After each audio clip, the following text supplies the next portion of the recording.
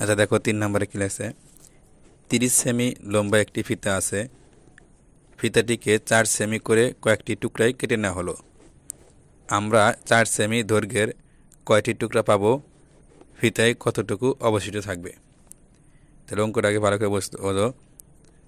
30 semi লম্বা, semi কত অর্থ হচ্ছে সেন্টিমিটার। তাহলে 30 সেন্টিমিটার লম্বা ফিতা আছে কয়টি? একটি। এখন এই 30 সেন্টিমিটার লম্বা এই ফিতাটাকে যদি আমরা 4 সেন্টিমিটার করে কাটি, টুকরা করি, তাহলে কতগুলো টুকরা পাবো এটা আমাদের বের করতে হবে এবং ফিতার সাথে কতটুকু অবশিষ্ট থাকবে সেটা আমাদের বের করতে হবে। তাহলে এখানে কিন্তু দুটি বের করতে হবে। এখানে আছে কতটুকু পাবো বা কয় টুকরা পাবো, এখানে কতটুকু অবশিষ্ট থাকবে। তাহলে কীভাবে বের করবো?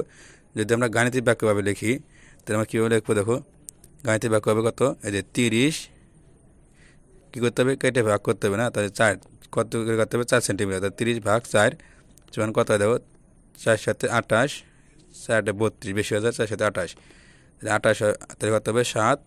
তাই 30 থেকে 28 বাদে কত হয়? 28, 29, 30, 2 2 হচ্ছে অবশিষ্ট।